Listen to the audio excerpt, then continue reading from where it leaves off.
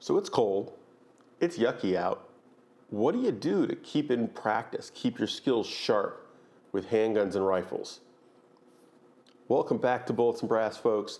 Today we are talking about what you can do during this off season. For most of the country, most of the world, at least in the Northern Hemisphere, it's not so conducive to getting out there and actually practicing, right? Well, the obvious answer is dry fire. Why? What does it do? There's no recoil. You can't tell if you hit or not, right? So what's the benefit? Well, the easy answer is you're practicing the fundamentals. You're practicing trigger pull. You're practicing sight alignment. Once that round goes off, it mostly doesn't matter.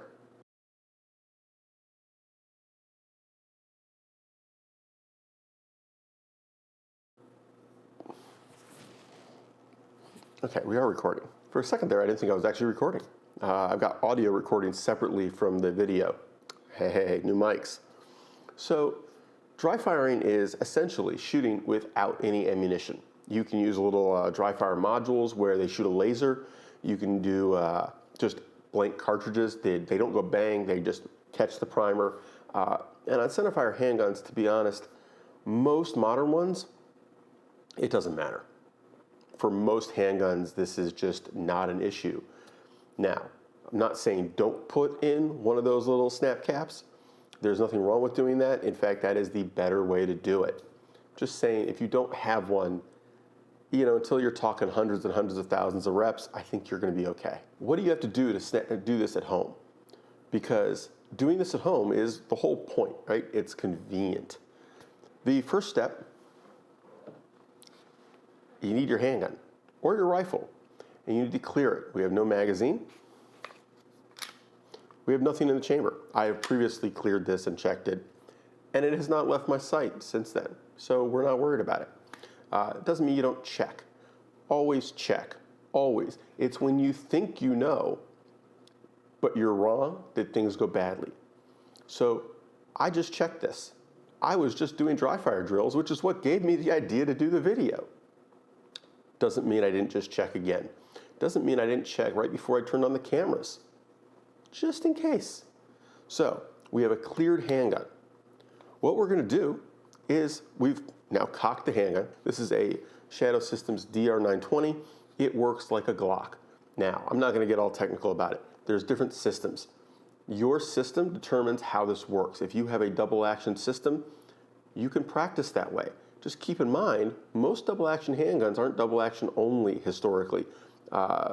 These days, a lot of them are DAO, but if they're not, you want to practice both ways. You want to practice the long double action first pull.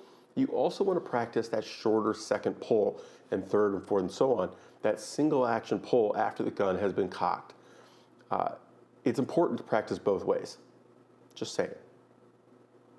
Anyway, so then, let me back up here. You're going to bring the gun up, proper grip, proper sight alignment. Pick something small. I usually use light switches, outlets, things like that, but pick something small, put it on target, and squeeze the trigger. Start slow. You are building skill. You are building reps. There is no need to rush this.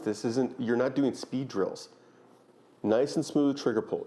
What you're building is the muscle memory, the neural pathways of doing it correctly. You will speed up later. The key here is that you want to do it correctly. Do not reinforce bad habits. If you are having an issue, if the gun is jerking one side or the other or dipping or climbing, figure out how to fix that. It could be changing your grip. It could be changing where your finger is on the trigger. It could be a lot of things. We're not going to get into that. This is not a diagnosis video. There are plenty of those out there. Figure out what you're doing wrong. And I will give you one hint. The majority of the time, people are gripping too hard with this hand. Your primary hand, not a super tight grip. This hand, squeeze the hell out of it if you want. That is something that people screw up a lot. It's really hard to squeeze this trigger smoothly and easily if you are death gripping with your primary hand.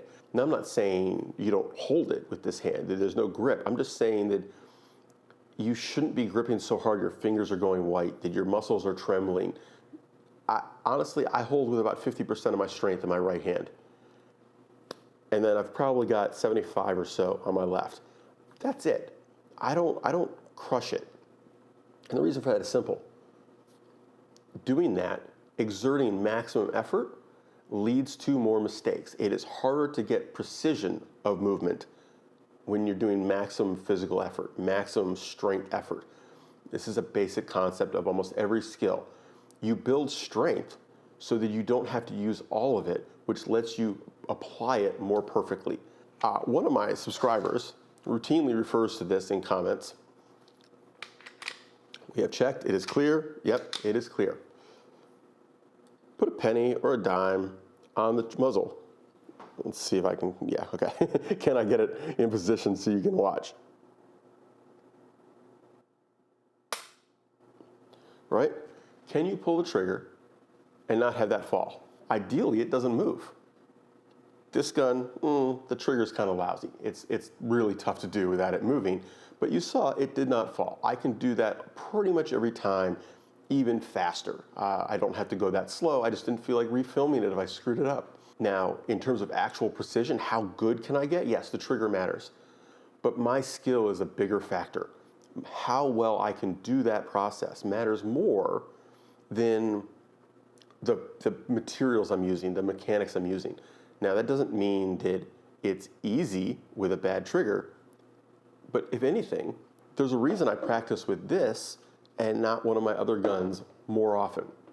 I have another Glock style handgun with a much better trigger, ironically a very cheap trigger, but it luck of the draw, tolerances stacked up perfectly. I don't do dry fire drills with that one. I don't. Why? Because it's too easy. If I can be good with this one, the other one's a piece of cake. Same thing with my 1911s. I have one that is super crisp and clean, and I have one that, it's good, but it's not great. It's a mishmash of different companies' quality parts that I have fit together, and it works well, but the other one is truly excellent. I practice with the one that works well, not the truly excellent one. Why? Because then when you move to the truly excellent one, your skills are multiplied.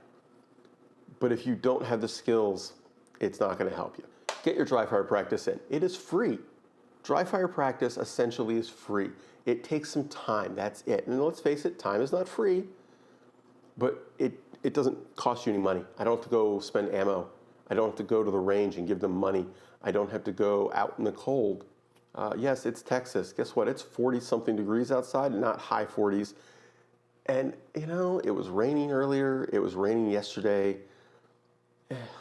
Like, I'd rather not. So take care. Have fun. Stay safe. Keep shooting. And hit subscribe, guys. Hit like. Share a comment. Tell me I'm an idiot. Tell me I'm awesome. I don't care. But it makes a difference. It makes a difference on YouTube. Right now, I don't have a YouTube up on the screen right now, but I'm losing almost as many subscribers as I'm gaining. This time of year is always rough. Up, down, up, down. If you guys don't engage, YouTube just tells me to F off. And YouTube doesn't like gun channels anyway. So it's you guys that can basically force YouTube to do what you want. But if you don't engage, YouTube gets to do it their way. Anyway, ciao guys.